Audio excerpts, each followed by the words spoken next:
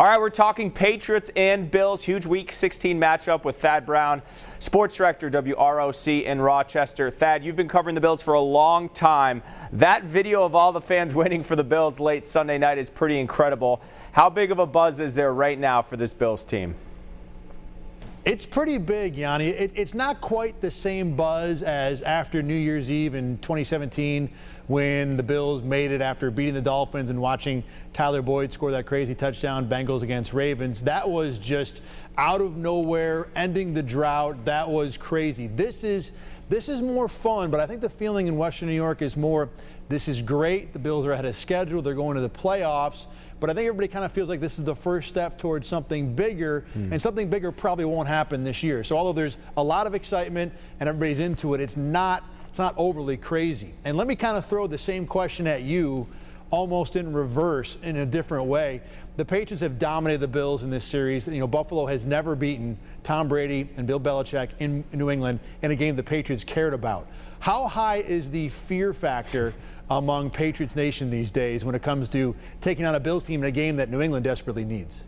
Yeah, there is certainly I mean, it's been a long time since we've had a relevant Bills-Patriots game in December. So I think not only are Patriots fans respectful of what the Bills are doing, especially on defense, but in general, something is just off with this Patriots team this year. They can't get the offense going. They've been battling with some injuries. And unlike the team last year that sort of flipped the switch late in December to go on and win a Super Bowl, it just feels like this team maybe doesn't have the juice this year to make a similar run. So, yeah, people are worried about the Bills. And when that line came out and it was New England -7 initially, I think everyone was a little surprised at how high it is. But if you looked at what the Patriots did against the Bengals, by no means did they have a great game last week against a one-win team. So I think everyone's expecting a competitive game against the Bills. All right, so now let me ask you, we saw in late September the Patriots win 16-10 in Orchard Park.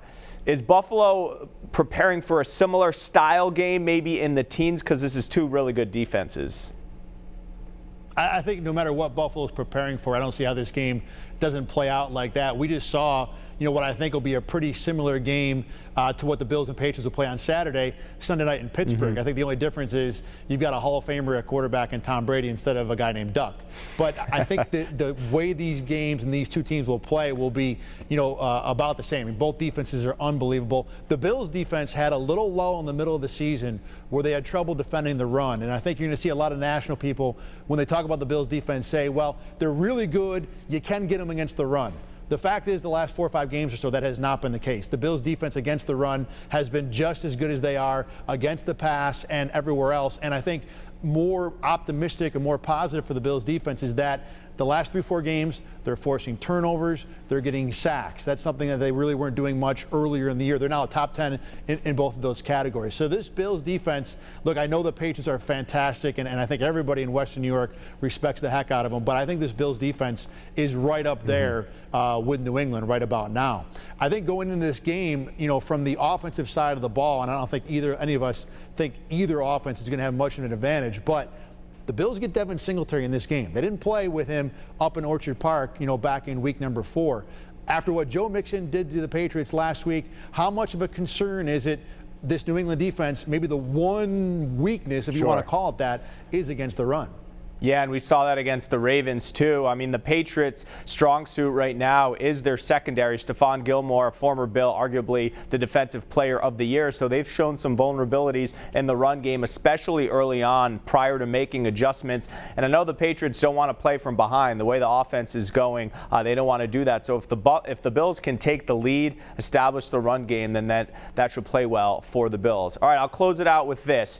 Obviously, it's not a winner takes the division game. The Patriots have that third tiebreaker, so Buffalo needs to go 2-0. New England would have to go 0-2. But with that being said, with the year the Bills have had, is there still so much at stake for Buffalo? Or I should ask you, what is at stake, knowing that if they don't win, they're probably locked into that wild card spot?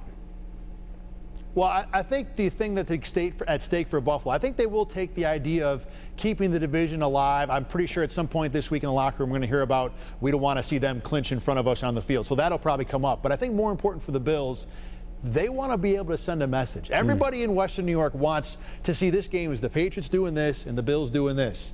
And the only way to really make that official is to beat New England in Foxborough. So this is about sending a message, not for this season or for this playoff run.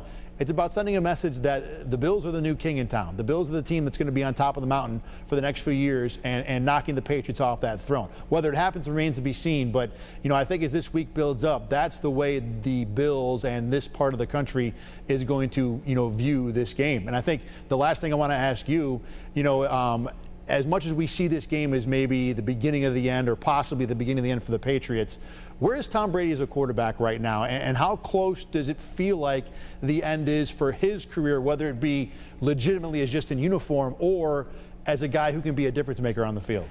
Yeah, that's a good question. Well, from a contract perspective, for the first time in his entire career, which is now at 20 years, he's entering the final year of a deal. So we don't know what Tom Brady is doing after this year. The Patriots have had the chance to extend him. They haven't. We know he's 42 years old. We know he said he's wanting to play till he's 45. So will he ultimately play elsewhere? If he can go out and shop the market and get something elsewhere, will he have it in him to leave New England? In terms of on the field, listen, his numbers aren't great this year. Some of that has to do with what's surrounding him. He doesn't have Gronkowski, a lot of injuries up front. He hasn't really built the right rapport with those rookie guys like N'Keal Harry or Mohamed Sanu who came in. So, yeah, this offense is the worst we've seen in well over a decade. And then you have his contract status and future looming over it. So I will tell you this, as we enter the final stretch here, there is sort of a weird feeling about Brady not only on the field but in the future. But we've seen it so many times again when people write he and the Patriots off that they always come out on top. So I'm not writing the obituary quite yet. I'll be late to that party, but certainly people are aware of that. All right, Thad, look, thanks so much for joining us. Looking forward to kickoff on Saturday. Me as well, Yianni. Thanks for talking with me.